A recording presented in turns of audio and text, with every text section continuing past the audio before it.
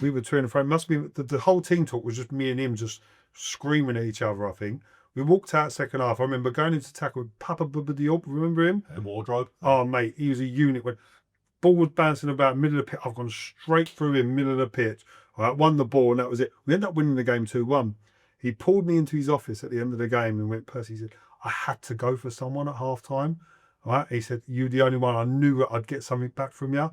So that was that. So we're sitting there having a beer. We'd won the game 2-1. But was I having a bad game? Probably not. But he said I had to get a reaction from someone, and he was the one that I went for. You can't ever recreate. You can be the best penalty taker ever on a training pitch. Right? So I've never missed one. But you can't recreate the pressure of when there's a last minute, or like you're winning 1-1, or it's 1-1 and you need it to win the game. It just adds that little dimension to it. Should you always score a penalty kick? Yeah, you should. But sometimes that little bit of pressure just puts you out a little bit. You know, just don't strike it as cleanly as you should do. And I've always said penalties are not always about technique. It's having that bit of bottle, I think, to take it. Paralytic. Right. Got the physio there because he's going to have to stitch his eye up and everything like that. Waking up over so as we've got we stayed in this place. It's like a dormitory. So middle bit, there's big glass things in the window. So first floor, second floor. I think all the players are on the first floor, all the staff are on the second floor. As we get in Jeff out of the car, carrying him, all right, I've looked up and I just see Brucey just stood at the top of the thing like that, looking. I thought, oh, shit, it's not going to be good. So walked down. I think the physio was doing his eye and that sort of stuff. Went to bed. He went, see me in the morning, used to. And that was it. Went to bed, didn't think anything of it. Next morning, we was out on a run, fucking trying to punish everybody for what we did, which was just apologising to the boys. But he fined us 2 weeks' wages for it. Fucking killed us. But it was a good night out. So I remember him walking in, and I tell you, we got to the playoffs, I think it was, after winning at home. And I remember him going, as he walked in, he put the whiteboard up, flipped over. He was, don't start sucking each other's dicks yet, boys. In other words, you haven't made anything. We've got to the play. It might have been the first year we got to the playoffs, and I remember him putting it up on the whiteboard, and it just sticks in the back of my head now because like you've done nothing, you've won nothing. You know, all you guys got to the playoffs. Now you got to go and do the hard work and go and win the playoffs. Before we get into this, we're doing over 1 million engagements a month, but most of you aren't subscribed. If you enjoy the content, hit subscribe and follow us on socials. It'll make such a massive difference. Cheers. So yeah, we're not doing formal introductions, but morning. Thanks for coming. It's an absolute pleasure. Afternoon. I just normally do it in the afternoon. Yeah. Thanks for coming. No, pleasure. Awesome, man. Good to be here. So just some career stats before we start. Tell me if it's wrong. 24 years playing career. Yeah, longer than that, yeah. Longer than that. 796 league and cup appearances, 51 goals. That seems heavy on goals. Took penalties though, didn't I? The penalties have probably made 20, 30 of them up. So the two... We ain't got reds on there. We got what? We ain't got reds on there, have we? How many reds? A lot. More than 51. I averaged one a season. Did you? I think I did, yeah. I was on something like... I was definitely double figures. Double figures. Like so, I was trying to look at your goals just on the thing. It's just like Darren Purse. It's just like smacking into people. One of them you made somersault. Yeah, he span about 4 times. He deserved that though. He was a little... I was at Plymouth, wasn't he? Yeah. Because we was a real young side there at Plymouth, and I remember him doing it. And I it's never went in to hurt anyone, but he'd taken the piss out of one of the young boys in the corner, and I thought, I'm not having that with you. And yeah, the ball's at the other end. Yeah, Rumour has it still spinning now. What a great tackle. But you just try and look after the youngsters and teach them that people shouldn't take the piss out of you, really. Like it. You said your career started at Orient. How did football begin for you from a young age? I was a centre forward up until I was about 14. And then, yeah, I don't know how it all went. But I used to play up front with Jason Tyndall. Me and Jason Tyndall was centre forwards for a team called Simrad, which is a really good Sunday League side in London.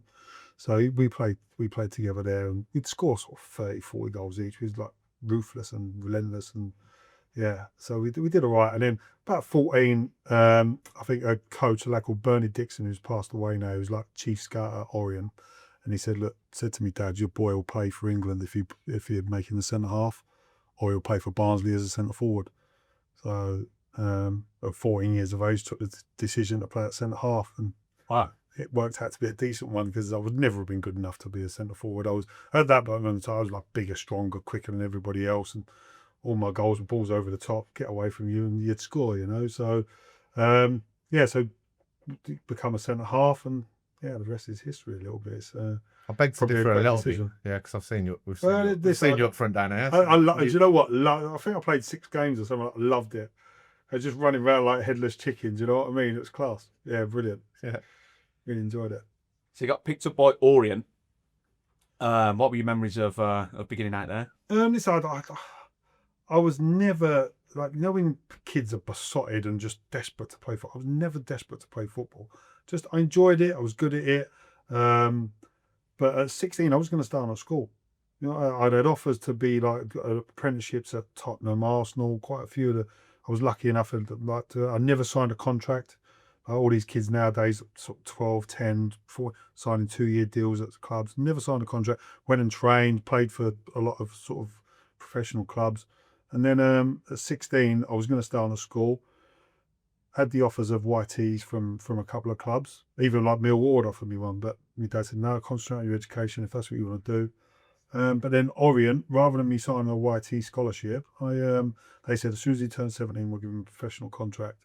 So that was it for 6 months, from obviously like August to July, to February when I was 17. I was just going in, training every day, playing for their reserves, playing for their under-18s, playing like 2 games a week. It was brilliant. And they was giving me a little bit of cash in hand as expenses. So that was that. And as soon as I turned 17, signed a professional deal, and 3 days later, maybe debut.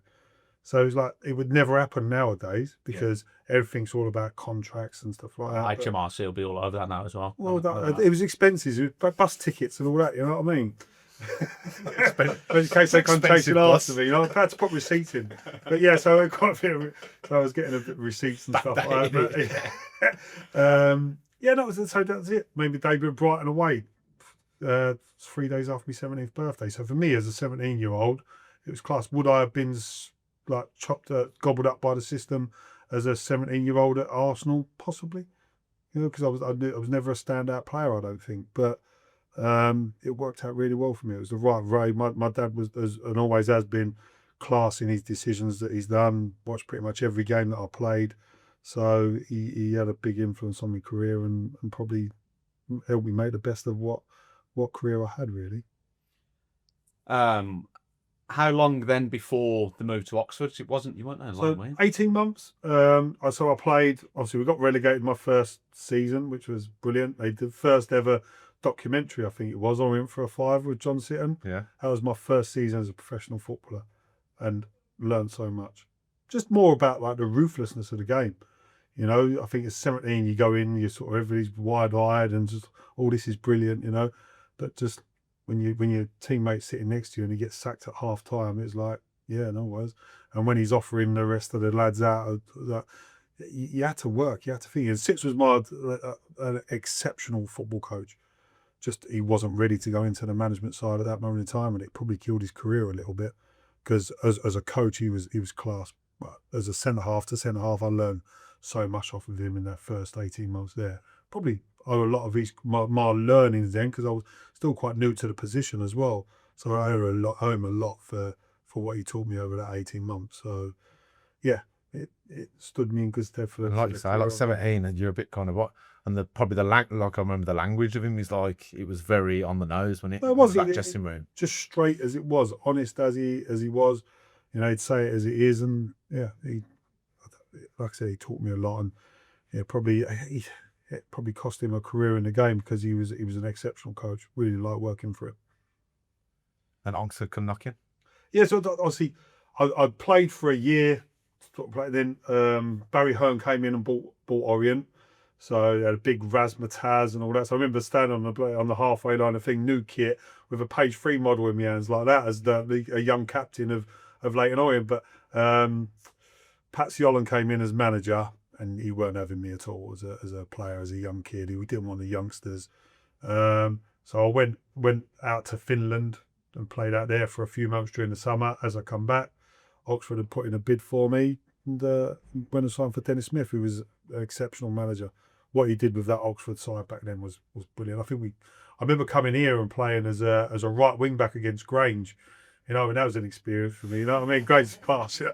But playing against Grange up here, and it was They give you a friendly welcome. always, you know, that's part of the game back in the day. Do you know what I mean? I think I was never a right wing back. I was just running around, legs everywhere. You know what I mean? And just we'd leave a tackle on each other, and that was it. But as a right wing back, but learnt a lot there at Oxford as well. So from 19 to 21, before I signed for Blues, it was real good learning. I playing alongside like Matty Elliott, who was a real good player. You know what I mean? Phil Gilchrist was the other one.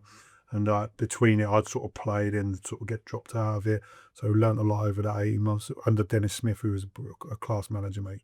What he did with that Oxford side to keep them sort of fighting for the playoffs in the Championship on their budget was immense, to be fair to him. Random spot in Europe to go on loan. How did Finland come back? I thought just an agent friend of mine. What happened? I'd played that most of the season before, and I think what they wanted to do, they wanted just to keep me fit and training over the summer. So you could do it back then, but there was no transfer window. So I'd sort of signed on the May, went out of May and June, and just came back straight for pre-season in the July. So it sort of kept me playing and kept me. So I ended up going and playing like 10 games over there, which was a real good experience. Mm-hmm. So then Oxford, you made your England under 21 debut. I think I signed for Birmingham. Was it? Yeah. Was it Blues that you went to under 21? Yeah, so I signed for Birmingham on my February my birthday, February 14th, just before it, 21st birthday, and I could still qualify for the 21s till the end of that season. So I think I made my debut at the end of that season. We went to the Toulon tournament, which was like 98. The tournament prior to the World Cup, France 98. So went and played in that against Argentina, France, and South Africa. I think were the 3 teams of our group. So that was a good experience. You know what I mean? Because that France team was that was France 98. Was that Omri and that was it was Omri and all that. Obviously Christophe as well. I think was in it as well. So what was that like as an experience? Well, see, I think we was like prior to it, so it was the couple of weeks leading into it. But good experience, mate. I'll tell you. Mike Wiseman, what's his dad's name? Jack. Swinging. Jack Wiseman. Yeah. Jack Wiseman. He came on the tour party with us, and obviously he was big flare trousers and all that. What a guy he was! And I literally just signed for Blues. I didn't know who he was. Just this random bloke in a shirt and tie came up to me. Oh, it's great to have you at Blues and everything like that. I was like, actually no, like what? But yeah, and then obviously he was like, was he president or something for the club for years? What a guy! Every time he's just swinging, Pursey, swinging. That's what you say with big flare trousers. But yeah, he was on that tour party. That's probably you're saying like everything you should remember from. I think, but meeting Jack Wiseman was probably the biggest thing about me getting called up to the 21. Mike's still. I know. Yeah, I bumped into Mike a couple of weeks ago at a game. I was down for a game, and he's a nice fella. People like that need to be involved in football clubs. Characters. They're characters, gentlemen, but they've got the football club at heart. So you get owners come in and stuff like that. You need to keep people like that in football clubs. And the lower down the levels you go, like sort of League Two, national, non-league, you need them people within it because they've got the club at heart and they want the best for the football club. So they're good people. Same with Jeremy Dow now. He's exactly the same. He's Blues through and through. Yeah. Businessman, obviously, but wants the best. He's not just a faceless person that's just in it to. It's got the soul of a football club, isn't it? So people like you mean. Yeah. So you were quite highly rated around that time, weren't you, when Blues signed? What was the story around signing for Blues at that time? I don't know. I think there was always. I remember in the documentary I went for a fiver. I think I'd played in a FA Youth Cup as a centre forward. At that time, I was playing centre half for like the first team at Orient. And then in the FA Youth Cup, I remember going to Villa and beating Villa 2-1 and scoring both goals. That'd be good, wouldn't it? Yeah. You know what I mean? Clip that so up. that's it. So scoring. So I played a Hartlepool away, I think it was, on the Tuesday night, and then played Villa away on the Wednesday night. So it never happened nowadays, you know what I mean? But played 90 minutes for the first team on a Tuesday night, and then played in the Wednesday night in the FA Youth Cup as a centre forward. So that was a. No, you were coming or going, did you? You know what I mean? Back to goal, front to goal, which goal? You could do it there back in the day. Just get on with it. Nowadays, sports science, the football prevention officers, I call them, sports science, they stop you playing. So it never happened now. But yeah, it was.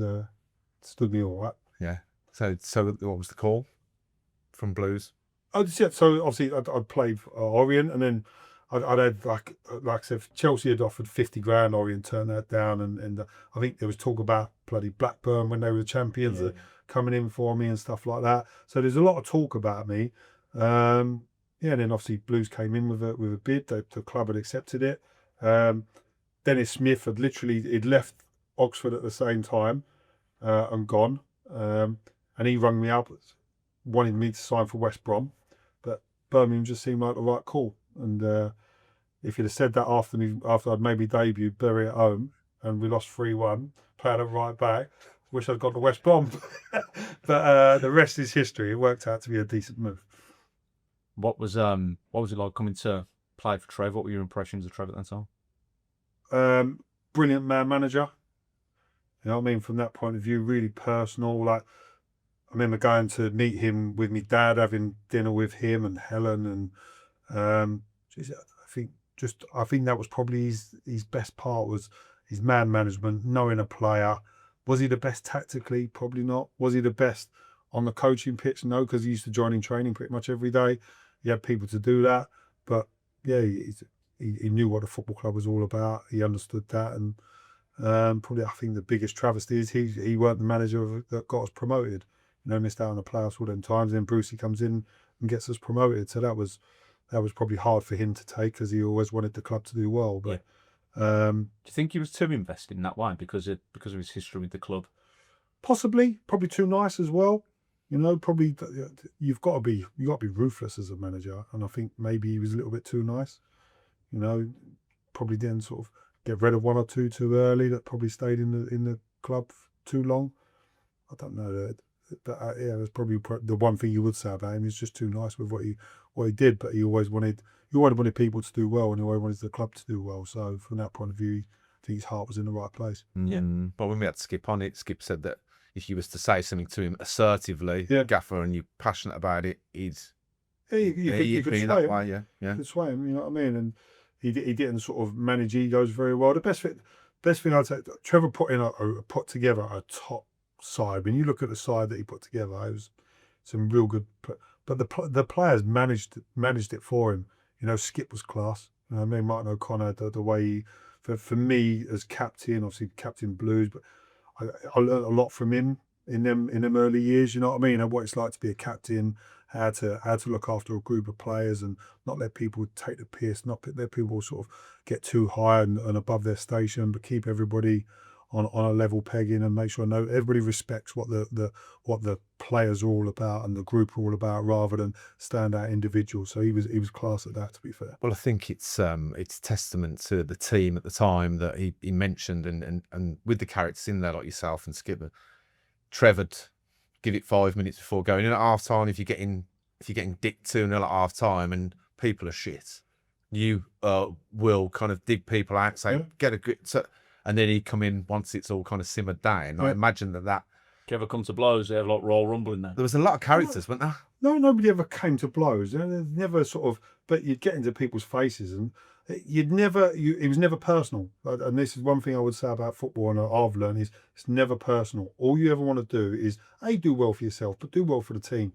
And if you're calling somebody something personally, it's not on. But if you're saying that's not good enough and that's not acceptable, and people make mistakes, you know what I mean, and stuff like that. And we'd never dig somebody out for making a mistake, because that happens.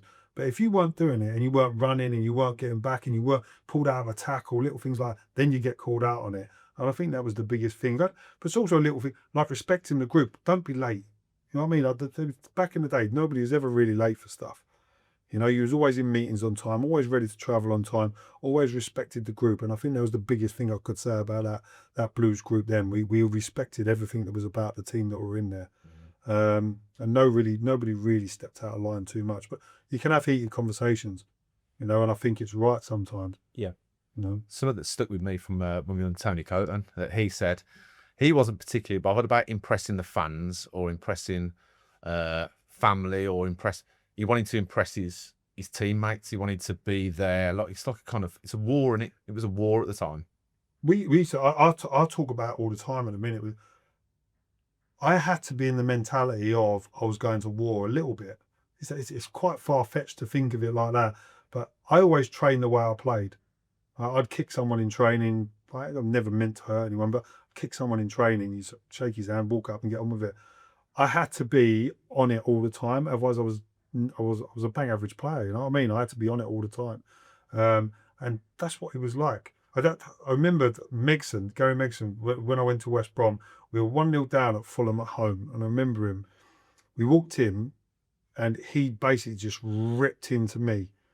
I just think, and I was like, I stood up, give a bit back to him, and everything like that. So we were to and fro. It must be the whole team talk was just me and him just screaming at each other. I think we walked out second half. I remember going into tackle with Papa Bubba Diop. Remember him? The wardrobe. Oh mate, he was a unit. When ball was bouncing about middle of the pitch, I've gone straight through him, middle of the pitch.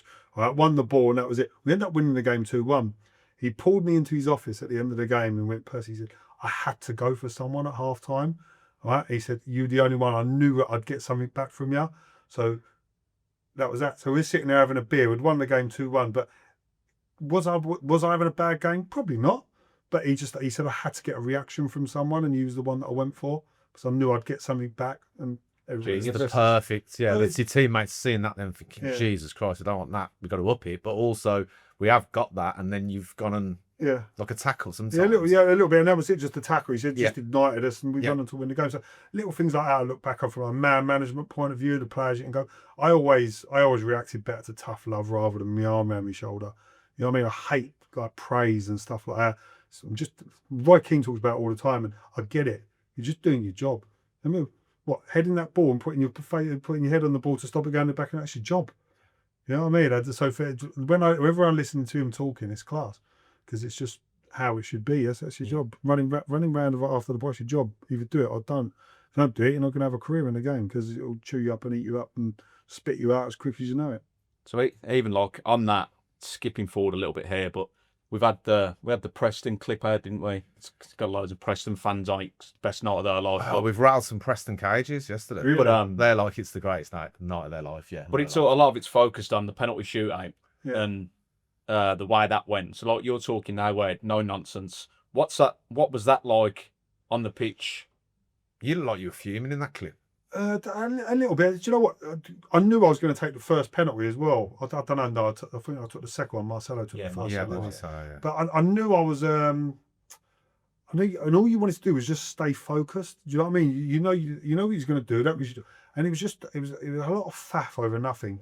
I mean, apparently they'd agreed it was going to be at the open end, and then they switched it to put the other end for police safe. I don't know. Fire safety. if The it- bloke was there. Yeah. I believe if we'd have just gone bang, do it, that would have won the game.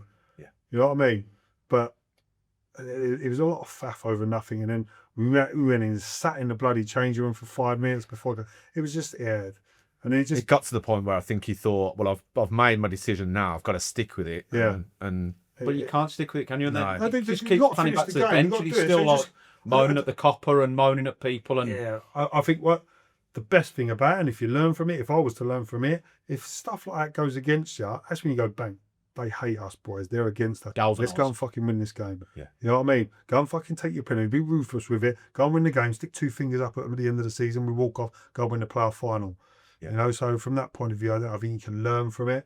It was a lot of faff over nothing. Is that the reason I missed my penalty? No. It's just hit the post. It is what it is. You know what I mean? 2 inches inside. It's a goal. Everybody's great. It's more fine margins, but yeah, it was a lot of faff for nothing. And Benno, that one at the end, Benno got his hands for it. So you like, Listen, the wonderful Stan Lazarus, the cross. Who did he cross it to? Last minute of bloody normal time. I can't. was that Marcelo? Yeah, Was it Mars? He missed it. He missed a Great couple ball of from decent chances, great ball didn't from him, and it's just, Yeah. so there's always going to be a reason why you did or you didn't get there, and yeah, disappointing time. But So on the selection of playoff games, so second season in, we're in the playoffs, aren't we? That was how heartbreaking was that? Watford. penalties again. Yep. You know what I So mean? that's the first Chrissy time. Holland, So wasn't that's Yeah. the first time to go First into the time, playoffs, end up in penalties. Like, how talk us through that? I think that was the year that Trevor started talking about psychologists in and everything like that. Penalties are always a lottery. Did we deserve to win the game against Watford over 2 legs? Yeah, probably. I mean, I thought we played well, but over both legs, and we just missed out on penalties. Yeah, it's hard. The year afterwards, Sheffield United got beat 4-0 at home. Where was that? Barnsley. Oh, it was Barnsley, was it? Sorry, apologies. Where That's does it. that, where does that result come from? Wow, yeah. That You know what I game, mean? yeah. Getting beat 4-0 That at was, home. so I was watching that back, and it just seemed like everything that we were doing just didn't work out. Like we had the offside just didn't seem to be working. They seemed to be getting round the back, and then everyone just looked so pedestrian and slow. It was like I don't know. Was it like this is going to be okay? Turn up and A little bit of Possibly just a bit, arrogance. Yeah, arrogance. Just a bit too much confidence. Think we're going to win the game, but that was a hard one to take. That was we a get shell beat shock, 4-0 wasn't because the second game is a non-event. Then you know what I mean? The game's done. So At the time, it was like England and Blues. It was like penalties and stuff. It's just like, fuck's sake. Like, it's just. Yeah. What was that? Did that drive you? Well, what do you say after that? What was said at full time after that? Not a lot really, mate. No, it was just shell shock. yeah, a little bit. Yeah, it's hard. I'm trying to remember back to when because I think it was when we had the porter cabins. I mean, it was that stand was being built and they had the porter cabins on the back there. But yeah, it was like I don't remember too much about it. I remember the first leg of. I'm trying to think what game it was. Millwall, I think it might have been at home. I remember Frank Barlow. Or I'm trying to think what it couldn't have been that because Frank would have been there then. Remember him walking in and I tell her we got to the playoffs. I think it was after winning at home, and I remember him going. As he walked in, he put the whiteboard up, flipped over. He was, "Don't start sucking each other's dicks yet, boys." In other words, you haven't made anything. We've got to the play. It might have been the first year we got to the playoffs, and I remember him putting it up on the whiteboard, and it just sticks in the back of my head now because like you've done nothing, you've won nothing. You know, all you've got is got to the playoffs. Now you got to go and do the hard work and go and win the playoffs. So from that point of view, it was quite things you remember from It's it. good TED talk. It's good, isn't it? It's quite a good analogy. I quite like it. I ain't used it yet, but one day I will. You got to be careful. You're not allowed to use it this day. I'd be all over that. So yeah. All right, so those weren't the lows, greatest experiences. There's no losses, there's only lessons, isn't there? Yeah. Well, let's talk the Worthington Cup Final.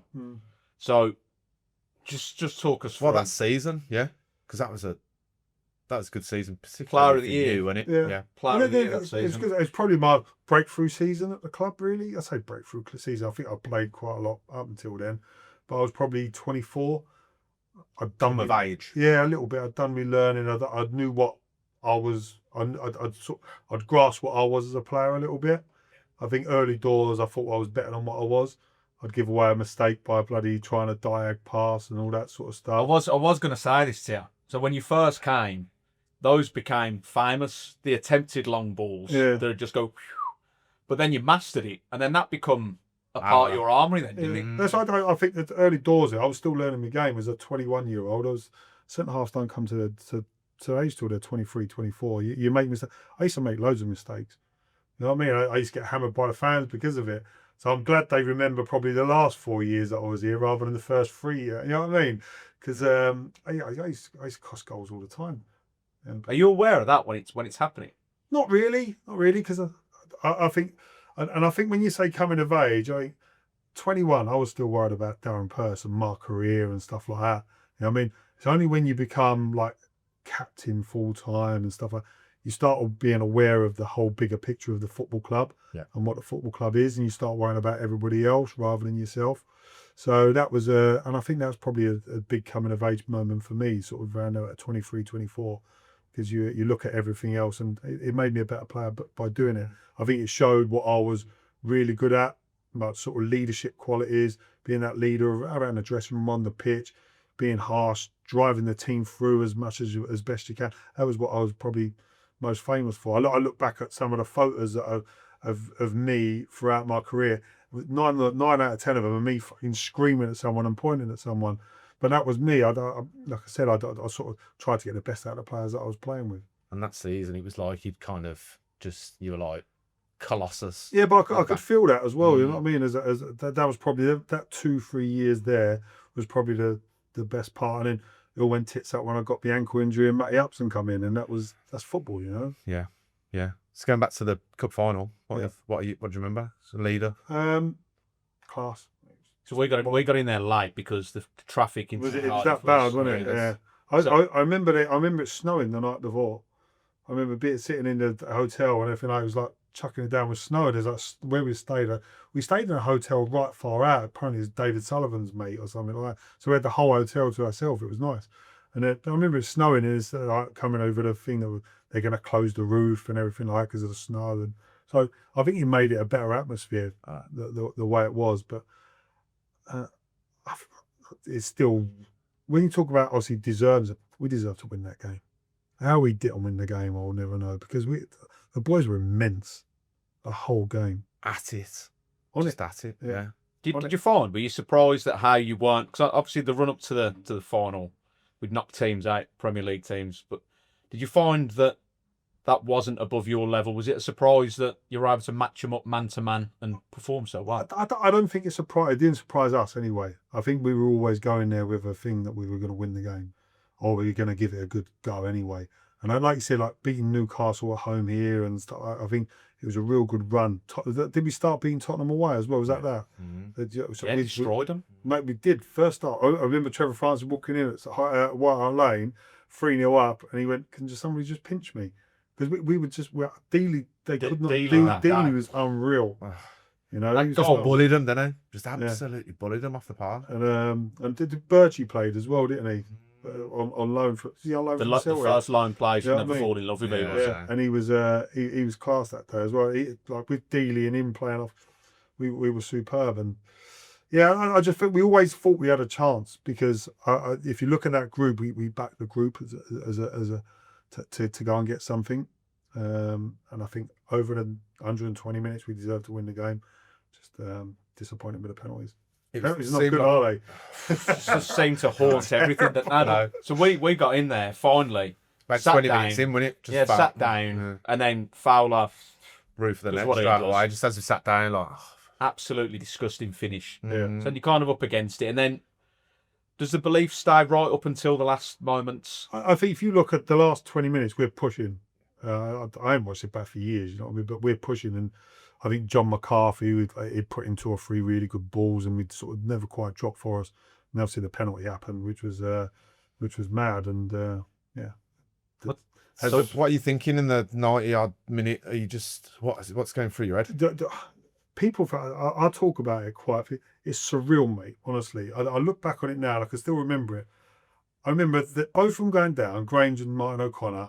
All right, and the ball was there. I just picked the ball up and I walked up to the halfway line. I'd love to have like a bird's eye view of it to see it, but 80,000 people, everybody all going off and all. I was like on my own. It was weird, real surreal moment. I just walked around, I had the ball under me thing like that. No one came up to me. Like usually you get like a Liverpool player, okay, you're gonna miss this and all that sort of stuff. Nobody came up to me, just there for about 2.5 minutes, just on my own. And I knew what I was going to do with it. If a keeper saves it, he saves it. Do you know what I mean? But I think if you go in, I've always said with penalties, if you go in with clarity, where are you going to put the ball? Whatever happens from there happens. He strike the ball, and lucky enough, it was it went in the back of the net, which it was mad. And then I went as I run off to celebrate. I was going to take my shirt off, and I was like, "Shit, I've been booked. Can't do that." So if I did this fucking weird. I looked at it after. What the hell are you doing, you donut? You look like a prick. But you're doing it, celebrating. The biggest moment of your career, you celebrate like that, you donut. But Yeah, remember this now. yeah, what's that all about, weirdo? Weird Johnson falling all over your head. We loved it, yeah. But from a personal point, we was like, ah. But no, it was class. It was brilliant. And then after Did you have that adage in your head? Let's not suck each other's dicks just yet. Oh no, I never come. I'd probably had it out. I think just looking. The things you're looking at, and something I've always done throughout. Every game away, I'd always find me dad. My dad, he went and watched pretty much every game I played. Always find me dad. And I think after I scored, you see me point up to him because I'd see him up because I should imagine he would have been like ecstatic with it all. Do you know what I mean? So it was a proud moment. If we have to, let's talk about that. The challenge on one of your photos pointing and shouting at someone. Is one of them Ellery? He's David Ellery. Bad tackle, wasn't it? It's still too soon. 25 years later. Yeah. So we're going to the whistle blows. Then we're going into extra time. Yeah. Obviously, you've got your heads up. I'm assuming they're quite deflated at that point. Cause I thought Yeah, no, like I said, but even bearing in mind we played the whole of extra time with 10 men as well. Skip was done. I mean, he was just the body just stood around. Every now and then he'd get the ball and pass it to someone, but that was it. He weren't. So to finish the game with 10 men like we did, and shit like AJ shit, it's an unreal penalty, isn't it? You know what I mean? How is Such a stick on. do you get 2 penalties in a game though? Against Liverpool. Liverpool when you're Little Blues. You know what I mean? But it was a penalty and should have been given, but it wasn't. So, but then I'm going to go. Ellery should have sent me off Villa at home here. Right. With no tackle with one Pablo Angel. They show it every year now whenever there's like a Villa. Honestly, it was a terrible tackle. I took him out knee high and he books me and I walk away and I thought, fuck, got away with one there. So yeah, he looked after me a little bit on that one. Yeah, I have to really look at that one. Just literally down there on the halfway line, Villa Blues, one We'll Pablo find that. Angel. Honestly, find it. I got to say, bad I mean, tackle. your Reds are always decent Reds, though. And it's never any grey No, area. like pushing and touching faces and all that. It's always all right. Half the time you're like, you're walking you didn't before. leave a reasonable doubt, did you? It was always it's Yeah. That's what, As it fans, costs- though, as fans, we don't mind it. Yeah, Insert obviously. listen, depending on. I do. I look back on some of my tackles and think that's a bad one. in Now. prison time. But I've never gone in intentionally to hurt someone. Do you know what I mean? It's just missed time, bad. Did one on Andy Cole for Cardiff that gave him 12 stitches down his shin. You know what I mean? It's a bad tackle. But I didn't go in intentionally to hurt him, you know. But I think it's something that plagued me. I always wanted to go through a season without missing a game. And I never did it because I was always suspended for one or two. yeah, the injuries were fine. Yeah, did it a few times without getting injured, but never. Always had a suspension. So yeah, just diverting back to Cardiff then. So when it goes to penalties, then are you thinking I'm going to put it in the same spot? pretty much. It's always that catch-22, and the keeper knows what way you like or what way you want to go. I always favoured that side. It felt comfortable for me to do that, to take that penalty that side. So, I mean, when in them sort of say pressure moments and that, I think you probably go back to what your tried and tested one. That was probably my tried and tested and have a penalty. proper blast on it. Yeah, a little bit. It's always got pace on it. Even if the keeper gets to it, you got a half chance of it going in. These little dinky ones where they roll it in the sides and that. There's always. I call them the safe gates, when it's nice height that way and that way for the keeper. That's it. Anything sort of low with a bit of pace, anything high with a bit of pace, you've got a half chance. Anything sort of 2 foot off the ground, the keeper's got a real good chance of saving if he goes the right way. You'd like been from coaching, playing. Why do people put it then? And and just the casual walk ups and stuff now. It's like it's fashionable, isn't it? Yeah, but one that you can't ever recreate. You can be the best penalty taker ever on a training pitch. Right? So I've never missed one. But you can't recreate the pressure of when there's a last minute or like you're winning 1-1 or it's 1-1 and you need it to win the game. It just adds that little dimension to it. Should you always score a penalty kick? Yeah, you should. But sometimes that little bit of pressure just puts you out a little bit. Just don't strike it as cleanly as you should do. And I've always said penalties are not always about technique. It's having that bit of bottle, I think, to take it. Plus 90 minutes on the pitch of grueling, running around. You're tired. You're a bit Concentration jaded, levels. Yeah. There's a lot to go on with it. Yeah. So getting over the devastation of losing that game when we shouldn't. I mean, to be fair, we lost, but you came out with a lot of credit, didn't you? The stock was high for pretty much everyone, Blues in general, because that Liverpool team won everything that year as well. No, they were class, weren't they? Do you know what? That was probably the difference. If you look at our build up into that game, losing playoffs and stuff like that, especially on penalties, and you look at their build up with regards to winning stuff, winning European tournaments, they probably had that little bit of a winner's mentality, knew what it was like to get over the line with stuff. That might have been the difference, And I think we probably learned that at the end of that. By the time we'd done that, then obviously winning the Worthington Cup in 2012 it's not me, but I think sometimes you gain that winner's mentality. There's still players within that group that then go out and do that. So I think there's something to be said of it. Was there so obviously chronologically then, so we lose to Preston then in the playoffs. Trev then started next season. We didn't start great, did we? No. And that's when obviously the change came with Steve. Was there a kind of an inevitability to that? Did you kind of feel like you were at the end of the road with Trev at that point with the squad? Did it feel naturally like? Did he lose the dressing room? I don't think he ever lost the job. I hate that analogy. You know what I mean? But I think sometimes you can't have the same voice for too long. Sometimes it does need freshening. I think I think it was only 2 points off, but we were in 13th, I think, when Pursey come in. But we were only 2 points off the playoffs. It was really tight, wasn't it? So maybe just that we just needed that change at that moment in time, and obviously Pursey coming in, and did he get promoted with Sheffield United beforehand? I'm trying to think. But sometimes that just that winning sort of drive at times, and it just it clicked for him. You know, he had some real good players in there, and it just his voice coming in, little change. Did he change much tactically? Not really. You know, still the same players, but just for some reason it worked for him and it didn't work for Trevor. Was he on the grass with you? Was he? Not really. I mean, Mark Bowen was a really good coach. He worked under him. Brucey wasn't really one. He'd do a bit of tactical stuff, but he wasn't really one that would be on the coach every day with you. We might go out and do the warm up and stuff like that, and he'll pop his head out and come out and do it then. But he wasn't sort of on the coaching pitch every day with us. But yeah, I couldn't put anything like a moment that made it turn, but for some reason it worked out really well. What was the first conversations with you then, captain, and memories of kind of? Oh yeah. So well, the Watford game. The Watford game highlights said the commentator saying Taylor two captains, the captain that had the armband taken off him because he wouldn't sign a new contract. Yeah.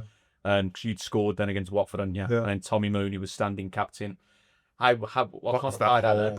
I was 24, 25 at the time. My stock was really high. I'm not gonna lie. I was doing all right. You know, there was talk about Arsenal and bloody £5 million. I don't know what was going on. Nobody said anything to me. I always said to my agent at the time, I don't want to know anything unless we're going. You know, so he never really told me whether or not he was having conversations or not. I don't know, but I just wanted to play football and concentrate on my football. If I'm being honest, the offer that Blues were offering was pants off. You know what I mean? It wasn't that much more than what I was earning from the start. So from that point of view, it was right for me not to sign the contract, and it wasn't right for me. And I've said it throughout my career. I say it to all the under 21 boys now. If you sign a contract, don't ever complain if you're not happy with it. If you're not happy with the contract, don't sign the contract. You know, and that's life. You know, they talk about sliding doors moments and stuff like that. Yeah, you've got to be happy once you sign on that bit on that white line, because you're signing your life away a little bit. You're committing to it. You can't then sign that contract and 2 months later throw your dummy out of the pram because they brought somebody else in who's on more money than you or who's taking your place. You sign the contract, you deal with it. And I wasn't happy with the contract. It's simple. Did I love playing for Blues? 100%. Loved it. I had a great 4 years leading up to that. And I always remember, obviously I didn't play in the playoff final. I was suspended again. But I remember Mark Bowen, when we got promoted, everybody was celebrating. I was in my suit and he just came over to me, hugged me and just said, "You got to sign now, ain't you?" And yeah, the part of it was about money, but part of it was I just wanted to play at the highest level that I could. Part of it now for me as a coach manager is I want to manage at the highest level that I can. So if the opportunity comes to manage at a high level, you take it, I think. But is there at least an amendment then? So there was a promotion bonus or increase in that? It wasn't a promotion. It's not the same contract they tried to get it signed. Championship, Premier League. Premier League had just come in. It was called the Premiership back then, wasn't it? But that was it. There was more money, and plus I was playing at the highest level. My agent weren't happy when I said to him I was going to sign. He wanted me to go and run it out and be a free at the end of the next season. That's all you had left? Yeah, I had a year left on my contract. So, but for me, I wanted to stay. I didn't want to go anywhere, but I just wanted what I felt I was worth. But also, I wanted the opportunity to play at the highest level. And when we got promoted to the Premier League, it was a bit of a no-brainer for me to sign it. Yeah. So yeah, fair play. I bet your agent was fuming because you got a signing on fee waiting. Yeah, I don't know if who he'd spoken to or anything, but at the end of the day, like I said, whether or not he liked it or not, I wanted to stay. I didn't want to go anywhere. And the opportunity to play in the Premier League for Blues was too good to turn down. Well, again, the highlights. And there was more money. Well, and the money, yeah. Playing the playoffs and that cup final though, and being an English central defender at that time, again, you're in the match of the day. We always thought that you were going to go. Yeah, yeah. Because you were performing really well, weren't you? And yeah, for all those standout things. Yeah, if we didn't go up, we wouldn't be If like. we did well, I probably would we have wouldn't be like, signed, probably not, because I yeah. don't think that the money would have been there, and Nah. like and the opportunity to go and play in the Premier League would have been brilliant. But I'm glad we did get promoted, because then it meant I had another 3 years at the club, which I loved playing for. So And you'll always have that first goal in the Prem, and that's always going to be good strike as well, wasn't It's it? a good strike. My one and only goal in the Prem, but it's decent little strike. I was happy with it. Yeah, first ever, because see, Devs was saying he's scored the first goal at St Andrews, and that's his claim to fame. Yeah, No one can ever take it. But yeah, you're in the history books. yeah. There you go. Worth signing them, wasn't Yeah, it? it's definitely worth signing. What was your memories of the promotion? Just briefly. Madness. Did you get on it? Did you enjoy it? Of course, we've always got on it. Yeah. You know, people, we like to go out together. I think it helped with the cohesiveness of the group. You know, so we like to go and socialise together. We like to drink, and I'm saying it like we was out every weekend. We wasn't, but we like to. We would go out and socialise together, which I think helped with everything we did. And you've engaged with fans then as well. But I See think you you always out have there. fans, isn't it? Yeah. There weren't people taking Broad photos Street. of you while you're having a drink. So we'd be on Broad Street, Hagley Road, and they would go, just to.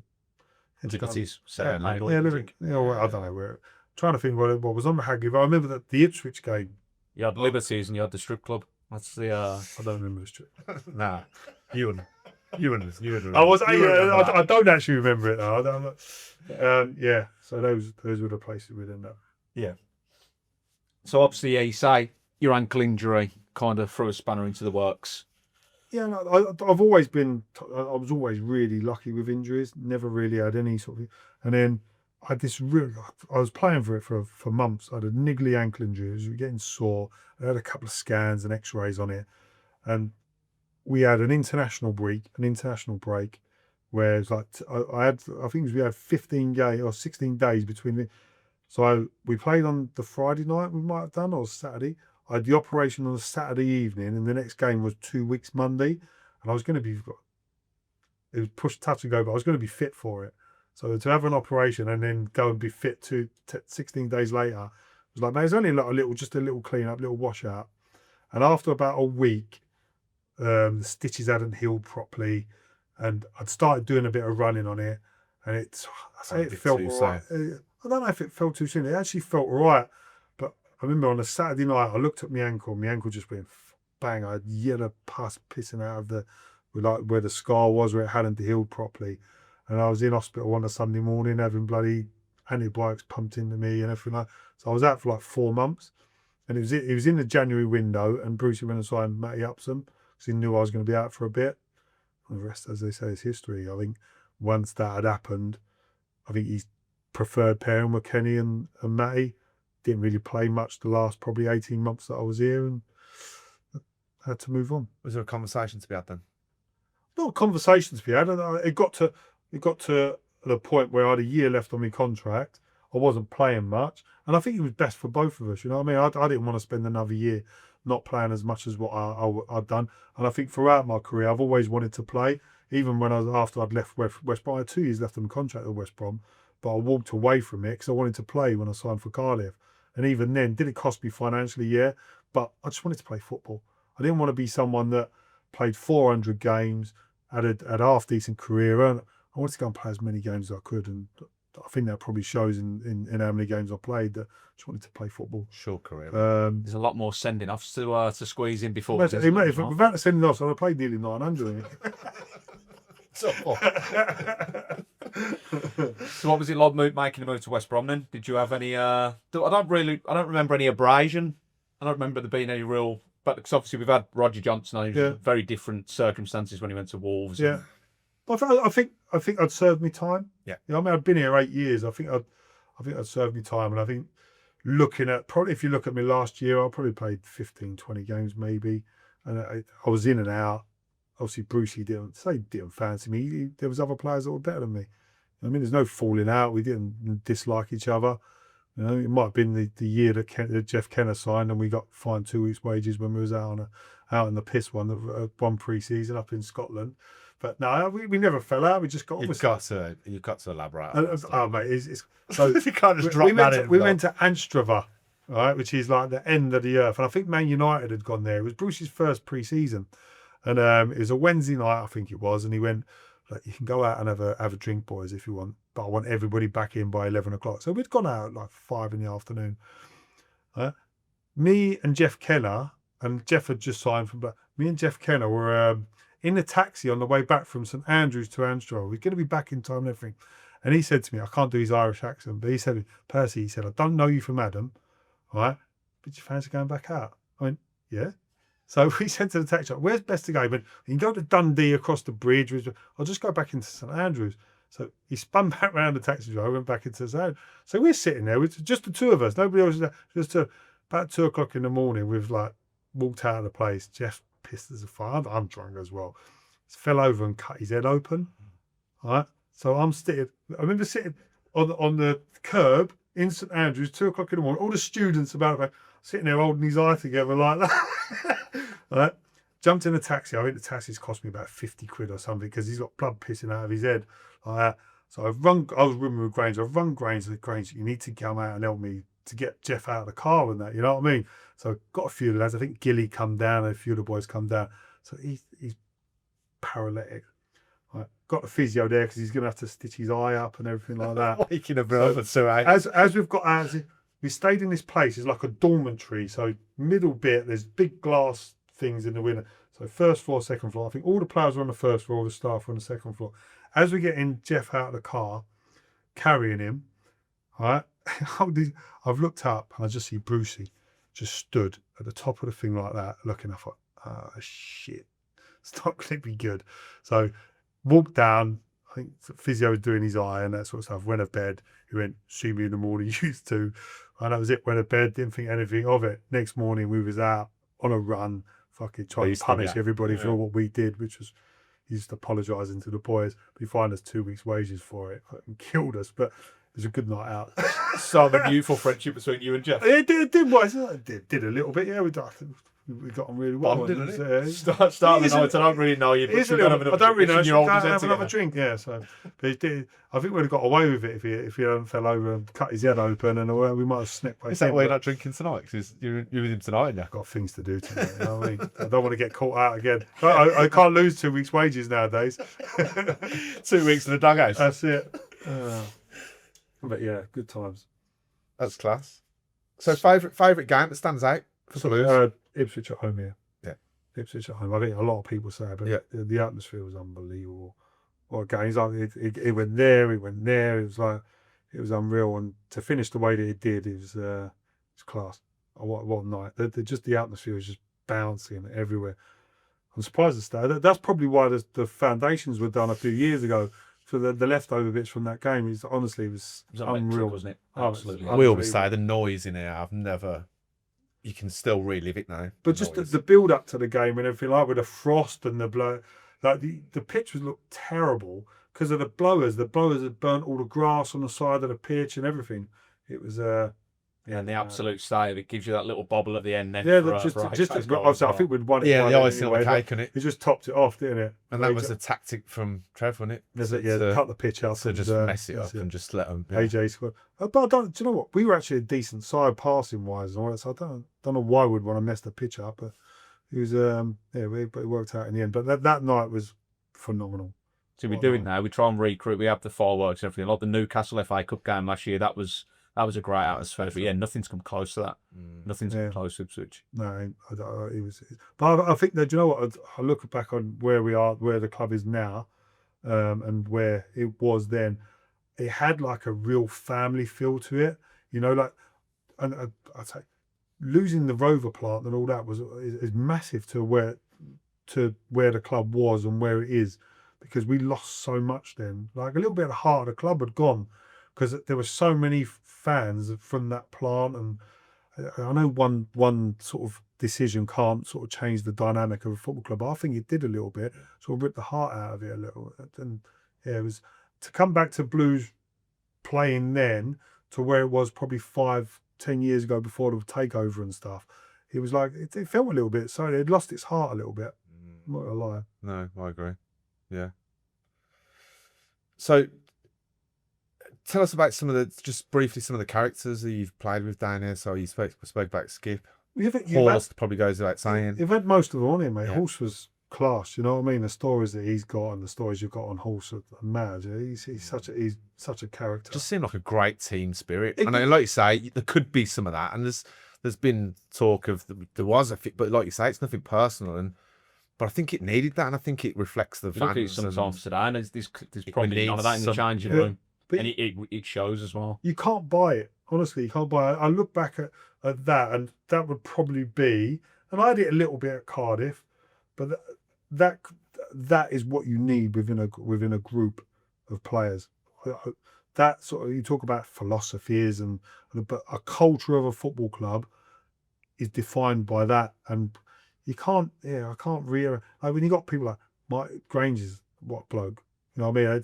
It deserves every accolade he's got at his football club. To see him score a goal against Man United with a broken bloody fib is mad. Do you know what I mean? I loved him to bits. I roomed with him for years. Used to play snooker with him most afternoons down at by the trying to think where it was, just by the training ground. These little things I actually never get away with nowadays. So when we was in the chat, like me and Grange would speak to Neil McDiarmid, who was a physio. So it'd be like we're playing Saturday, and we'd come in on Monday and say, we're fit. They might have a dead leg or something. We're fit but we probably ain't going to train for a couple of days. So we'd get in the morning, get a bit of treatment. We'd go up and have a game of snooker for 2-3 hours. Up the snooker hall, come back, get a bit more treatment, go home. We'd do that for 3 days, train Friday, play Saturday. You'd never have that nowadays. Because somebody would have it on social media and stuff like that. But to be fair to the I'm trying to think, what's the name of where the training ground is? Stills. No, the little West Heath. Yeah. West Heath, Kings Norton, yeah. West Heath snooker club it was called. But they had a match table, and when we was going up there, the bloke would go out there and he'd iron the table for us. We'd have a set of match balls and everything. We'd leave our snooker cues up there, but we'd do it all the time. Like I was thinking, you could never do with it nowadays because people would want to take a photo with you. That was Southampton analysts, Phil, these days. You'd never have it. Yeah, these two won't be fit. They're playing snooker on a Thursday afternoon. Absolutely slam for it. But we'd always be fit, and it was class times. Yeah. Did you talking? You moved to Cardiff. Did you think you were going to be walking out of Wembley? I didn't really walk out of Wembley. There's a little stat for you. I was on the bench every game. Never played a minute in the FA Cup final. No, but you weren't captain, weren't you? I was captain, yeah, but it's like the last year. I was 32, getting towards the end of it, and I just never played a minute. So nice, yeah. How'd you captain when you're not being? I think club captain. Yeah, club captain is that token gesture, and I don't want to take the captaincy off him. But like little things I look back on my time at Cardiff, and Rog came in as a youngster. We had a lad called Glenn Louvens. I was 32. I think Dave Jones, I thought I was done. You know what I mean? Which is fine. You know what I mean? This football's all about opinions. And them two were better than me at that moment in time. So I'm not crying about it. They would. You look back at the two careers the boys have had. I'd like to think that they learnt a lot off of me the year or two that they played, but I'd be the one that was playing and they'd be alongside me.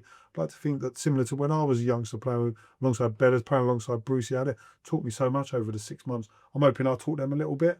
And it's a lovely thing that, say you step aside, you lose your place to Rod gets to learn from you, and then he comes out Blues, and like a lovely Blues there, he's a good player, Rod. You know, I mean, scored goals.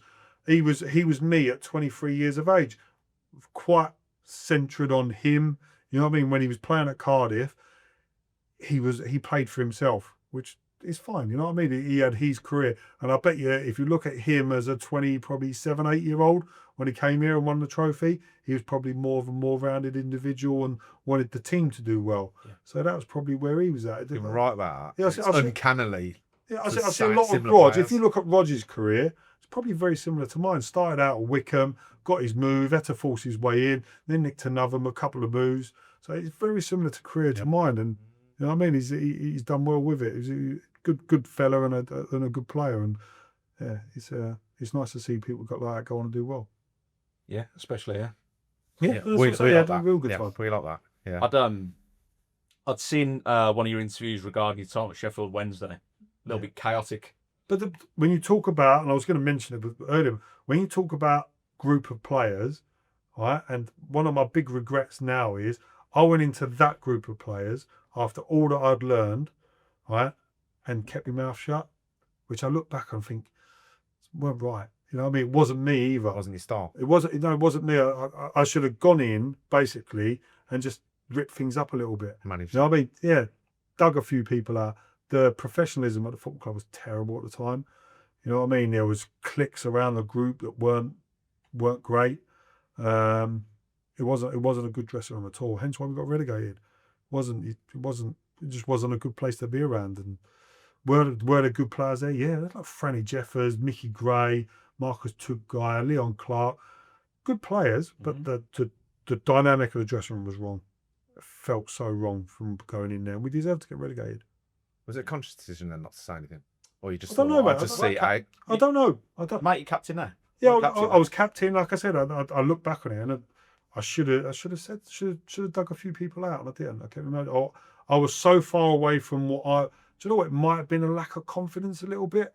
I'd finished at Cardiff. Hadn't really played much that last year. Very similar to my time at Blues. You know what I mean? I hadn't really played much, and I should have gone in there and sort of been the captain that they wanted me to be, and I wasn't. I sort of kept my mouth shut. Probably jumped into a few things that I shouldn't have done.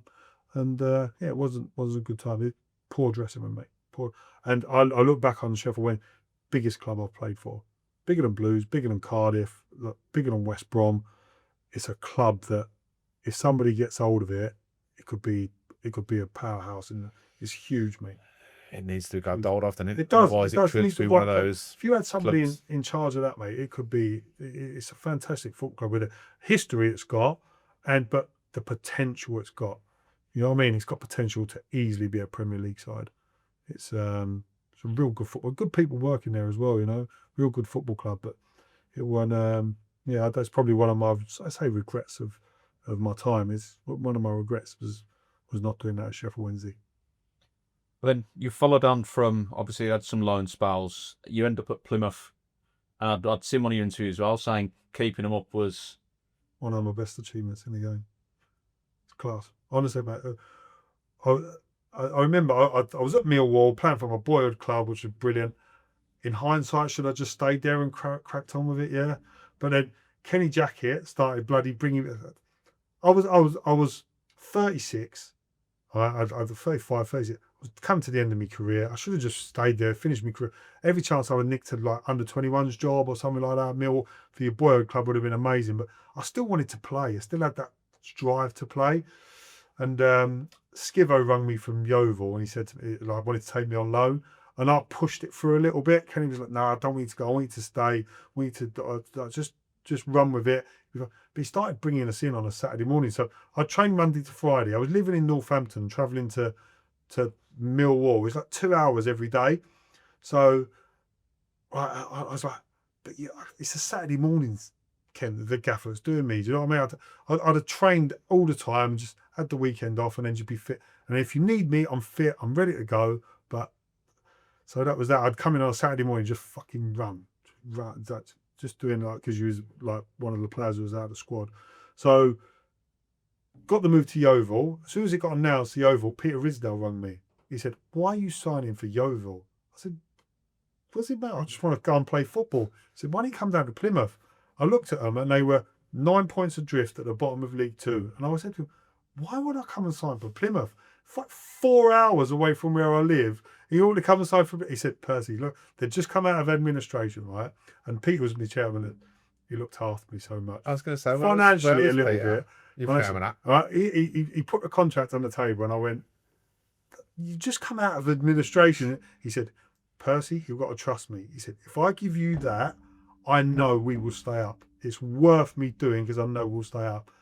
Right? And for some reason, I signed. And like I said, but the best thing about it, obviously, Cole Fletcher was the manager. Right? No experience at all. And when you talk about dressing rooms, we had Conor Hourihane as a young 18, 19-year-old lad, good player. Curtis Nelson, Luke Young, who Wrexham and stuff like that. Central.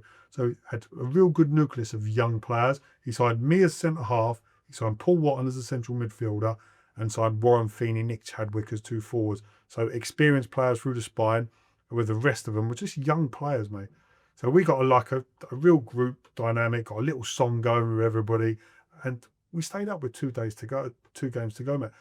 Unbelievable achievement to do it. And I look back on that, and it was like, it was class, mate. It was Some class. master stroke by Ridsdale, isn't it? It was to do it, but he knew, he probably believed in me a little bit. He'd seen what I'd done at Cardiff with the captaincy and getting a group. Where did you know together. Ridsdale from? He was From chairman at Cardiff. Oh, Yeah, of course he was. so he was yeah. chairman at Cardiff. Yeah. And We've all heard the stories about his contracts as well. I know some of it's been debunked, but did everyone go in for new contracts like thinking the best? I don't know, man. He was always good as gold with me. You know, what I mean, I'd never have a bad word to say about it. I think wherever he's gone, he's always, even you look at what his job he's doing at Preston. I think he's doing a great job. Yeah. You know, I think he's class. He understands the game. Listen, the stories are the stories. I look at my story there with the contract. Should he be putting that contract in front of me at that moment in time? Probably not.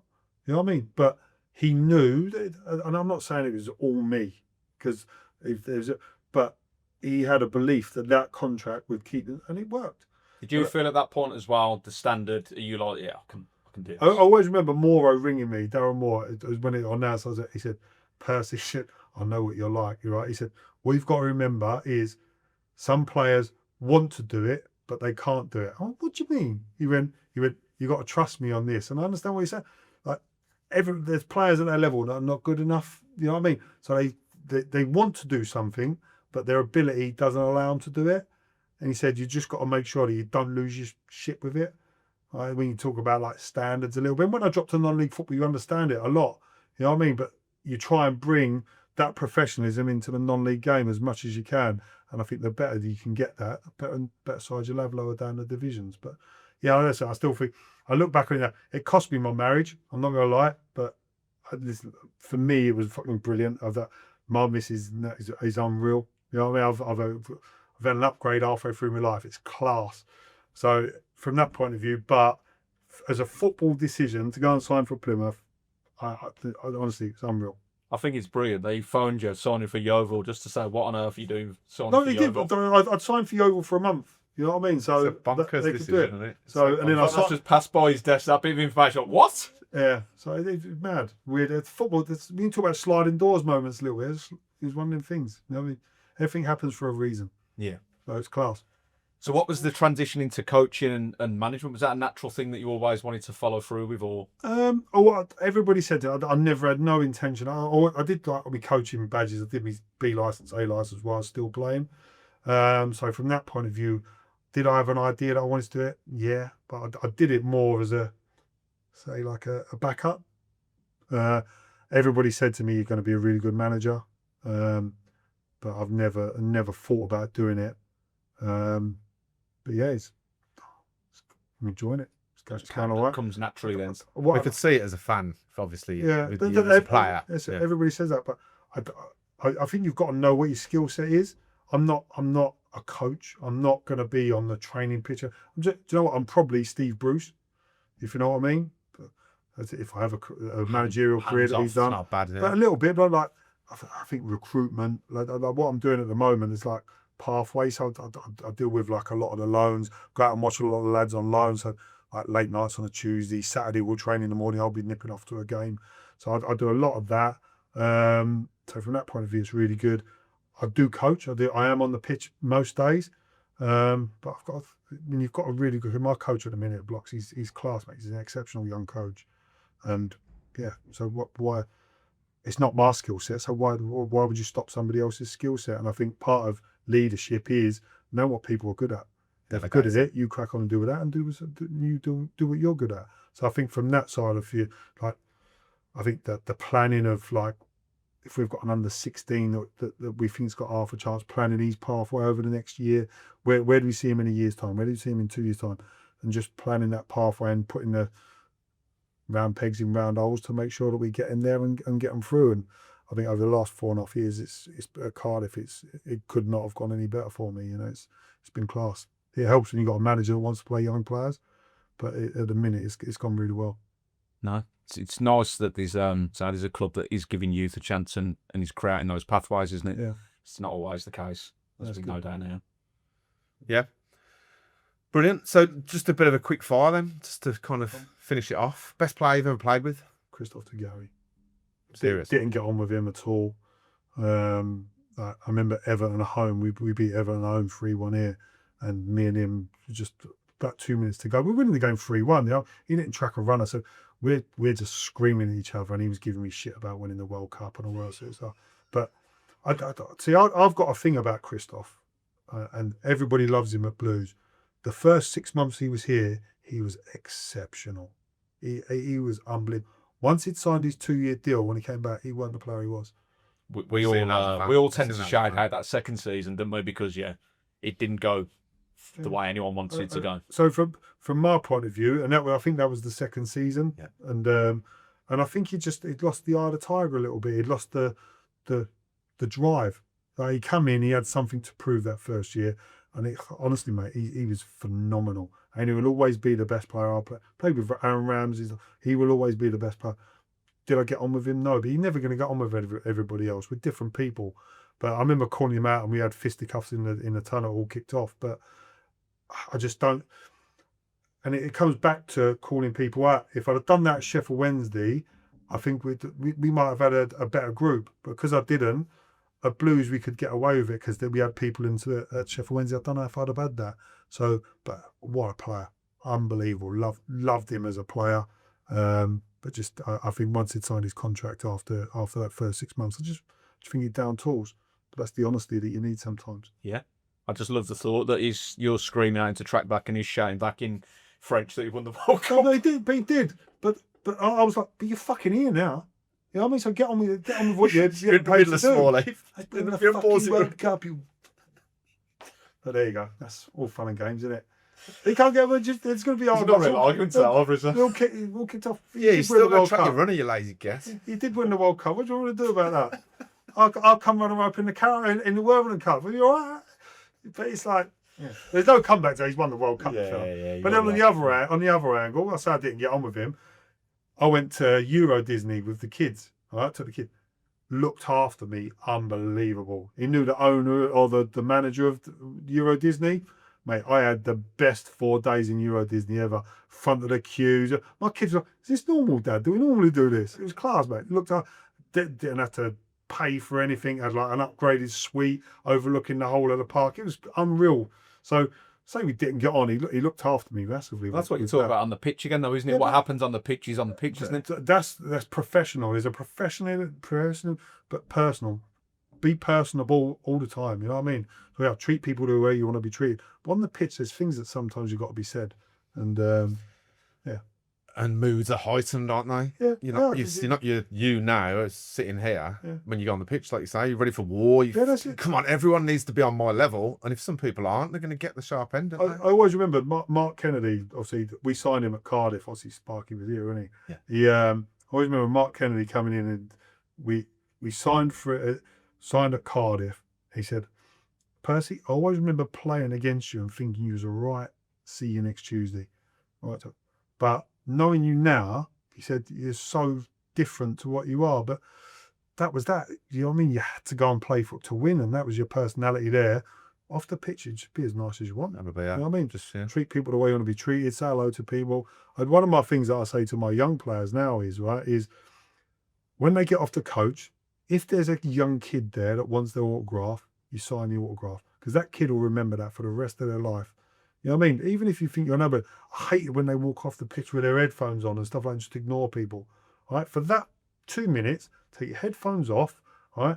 Be personable. If somebody shouts your name, say hello. If they're a 50-year-old bloke and he wants an autograph, he knows what's like.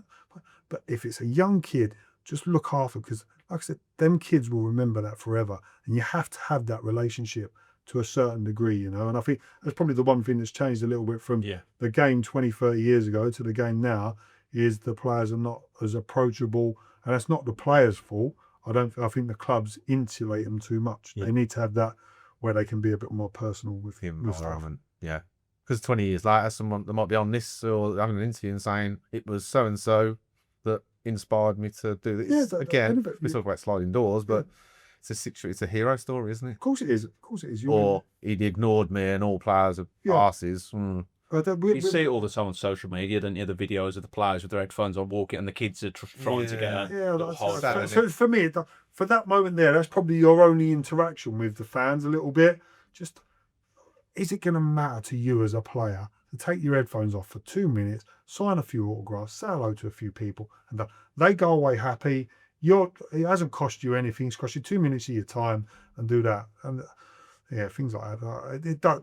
They don't sit right with me. And I'm hoping, as I go on with my career, and I'm hoping that I can sort of integrate that into the players a little bit, so they take it on board. But whether or not that'll happen or not, I don't know. Best player you've ever played against? Nightmare. I'd say on the day that I played against them, Zola at Chelsea. But then I've been lucky enough, mate. Especially Van Nistelrooy, Henry, you know what I mean, Drogba. There's some unreal players. I remember playing against Johnson and Zola at Chelsea at Stamford Bridge. And it was the first time, everybody used to be 4-4-2, didn't it? 2-7. Yeah. He was the first player to play in that pocket. And Pulling you all over. We couldn't get near him, mate. And he was like, he was unreal. We're 3-0 down after, I think it was at West Brom at the time, 3-0 down after 20 minutes. Couldn't get anywhere near him. And so on the day that I played against him, Zola, but this Henry would be up there, you know, and Van Nistelrooy, all class players. Who's the biggest shithouse that you'd mark? Because we talked about this with Paul Robinson the other day. I remember saying, seeing Shearer down there, seeing him. Because didn't Shearer give you a little bit that down there, the one game? Shearer a little bit, and then not like clever shithouses, really. Like give you the knock Pass the ball and then go. But I remember Shearer did me at Newcastle away. Did me, and then I've gone to do him back, and I end up fucking elbowing Ricky Shimaka rather than him, and give Ricky Shimaka 3 stitches and still getting sent off. So every good story ends with a red card. He did me a little bit away. He's scored twice in 2 weeks. I don't ever mention Schumacher. He assisted Robinson for his goal against Villa as well. Good player, Ricky. Yeah. Good. One of the nicest blokes you'll ever meet in football as well. Walking around the black eye after how's that stitch, Rick? When he signed McCarthy, we were like best mates, travelled in together for a few years. We were really close. But good top player, top lad as well. So but I never see that with Shearer. Hartson was probably tough little fucker. He did me down here on the halfway line when he was at Arch, off the ball. Nose was like that, fucking looking over me while I was on the floor. All right, John. You know what I mean? But that's part of play. It was the game back in the day. Yeah, I was going to say that's gone now as well, isn't it? They can't do it because there's too many cameras everywhere. Yeah, but then it's not on the things, but quick opinion on like the performative nature of like a Gabriel at Arsenal, who is the victim. I've never seen a centre half be the victim so much, and it works because he gets the decisions. It's played. Make the best of what you can. People call it cheating at times and stuff like that, but make the best of it you can. When people talk about people going down in the box and all that sort of stuff, you're trying to win a football match. You know what I mean? So by hook or by crook, you've got to do it. If you feel that in your back, forwards behind you, you're going down. You feel that little movement. Do you know? I hate it. I hate diving. I hate people play acting, stuff like that. But if you feel something, if there's contact and you go down, then the referee's got a decision to make. If there's no contact, you go down. Proper shithousery. Fuck off. Do you know what I mean? But if there's contact and you go down, you are trying to win a football match. You know. So if the keeper comes out and slides and touches you and you go down, what are you supposed to do? If the keeper comes out and he doesn't touch you and you go down, then fuck off. Get in the bin. You know, and that's how I see it. Like I say, everyone's trying to win a football match. You know, you have to win by hook or by crook. Yeah. Best manager? Dennis Smith. At Oxford, so he did another one, not a coach. Malcolm Crosby did all the coaching, but I look at what he did with that group of players. But are there better managers, better careers? Definitely. You know what I mean? I've worked under Pursey, was really good at what he did. You know, man management and looking after players was class. But I just think Dennis for what he did at Oxford at that moment in time was really good. Good fellow as well.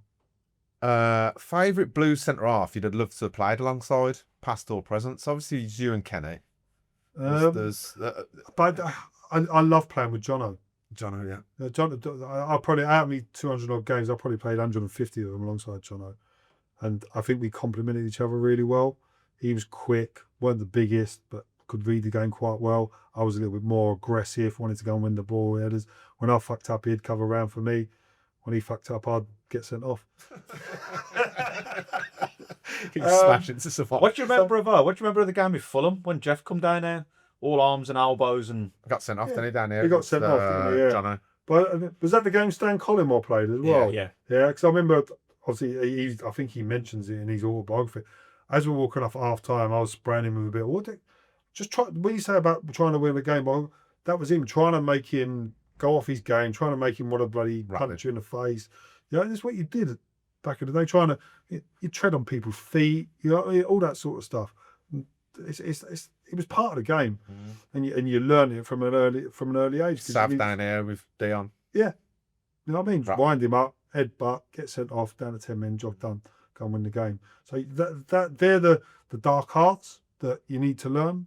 There's fine lines between it. We could call it cheating. There's fine lines between it, but you just wanted to get trying to get the best possible result for the club that you're playing for. And every time I cross the white line with Blues, that's all I ever wanted to do. I mean, go and win 3 points, go and be the best person or the best player you could be. And it's not wear your heart on your sleeve and play for the badge. The common thing that's been said from the players is that majority of the time the game was won in that tunnel because you were.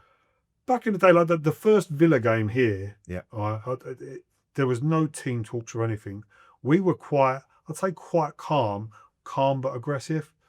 You know, when we was in the tunnel, with the Melberg and what he said about don't know who the players are, and everything, it's easy. We'll go and fucking show you who we're all about. But we had that mentality where we'd do that.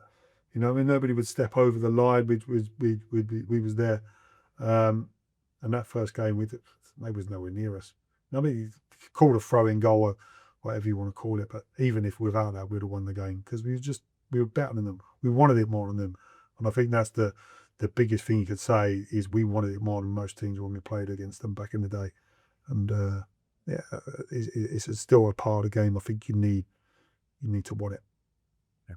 That was a beautiful era. You see where Villa are now, and we're absolutely nowhere near them now, are we? But that was at that time. That's the only time in our era that we've been beyond them. competing. For me, I look back on that. We talk about the Plymouth time. I think I played in 6 Villa Blues derbies and never lost one. For me, I look back at that as a stat, and I think for me, fair play. I'm happy with that. You know what I mean? To win local derbies or not get beaten in local derbies was class. I admit that when we was 2-0 down away from home and Stern scores the equaliser, that felt like a win. Yeah. You know what I mean? What a moment. You know what I mean? That stands out for me. It felt like a win. And for me at that moment in time to not get beaten in games. And I look back at the time and with Brucey and stuff like that, I think he probably, over the 4 years in the Premier or 3 years in the Premier League that time, I think I'd have played in every single Premier League, every single derby. I think he probably maybe see something in me for the derby games rather than not. You know what I mean? I need him there. I need him in that game. 1,000,000%. As a fan, we'd be like, and that's what. So for me to play in them games and be picked in them games, I think he probably thought that. I remember going to Crystal Palace and I weren't in the squad, and I remember Brucey saying to me, he said, "Pursey, I'm not putting you in the squad." He said, "But I want you to travel." I was like, "Come on, Gav, I don't need to travel." He went, "No, I need you," because he just left Crystal Palace. He said, "I need you stood beside me in the duck," which was class. You know what I mean? But I think it stood about a lot for what I was about as a player, if you know what I mean. So even though he'd left me out of the squad, I felt he had a little bit of respect for me at that moment in time, and he just stood beside me in case it kicks off. so you're all, I'll look after you, Catherine. I'll sort you out. out. Surprised you'd seen when he would actually go and take the Villa job. And obviously McLeish was the big one, but even Brucey going over, there's a bit of a gap. Not overly. I mean, if I was ever lucky enough to get offered the Villa job, would I take it? Probably. Yeah. You know what I mean? I'm a Millwall fan. Would I take the West Ham job if it got offered me? Probably. But that's what the personal and that's the professional.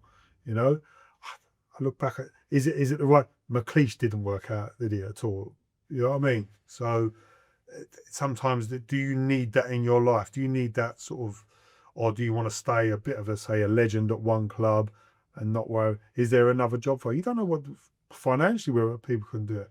I might have to take that job because if not, I'm going to lose my house. I ain't got a job at the moment in time. You don't know what's going on. I imagine if they're offering you 3-4 times what you're on, it's a no-brainer, isn't it? But that's what I'm saying. some So people, why would you not? He's not Bruce isn't a Blues fan. Yeah. I imagine. I don't know because sure he's up north, isn't he? So to him, it's a. You got Craig and Gary Gardner as well, though. Yeah. You know, they've done it. And even to this day, the video of Gary scoring and running the length of the pitch, and I've never seen anyone happier in the live to score a goal and that's against your boyhood club. But then I did it with the Millwall playoff game. You know what I mean? Millwall's my boyhood club. You know what I mean? But you play for the team. So when we beat Millwall away 1-0 in the playoffs, that was my final because I was suspended for the playoff final. So them 2 games were my playoff final, if you know what I mean. So to win that game, was I ecstatic? Yeah, of course I was. But then I've then got to speak to my dad, who's a Millwall fan, followed them home and away for 30 years. And but it's the personal and the professional. You have to deal with it. And but I always remember a little story of when I played against Millwall. There was I remember standing on the halfway line and getting some proper shit from a Millwall fan. Right? And I remember it clear as day. As we walked out, one of my dad's best mates who he went home and away to, like, there's a little lull in the game. He's come down to the bloke who stood up, tapped him on the shoulder, went, "You leave him a fucking alone, he's Millwall." I had to the bloke, and the bloke goes, "What the fuck are you on about?" Like, because obviously my dad's mate knows I'm a Millwall fan, all that. Told it to shut the fuck up and leave me alone on the pitch. Wow. It's mad, isn't it? Like little things like that just stand out, you know, in games. That Millwall game away, did you look up and see your old man? Yeah. I think, do you know what though? I think he was happy. You know what I mean?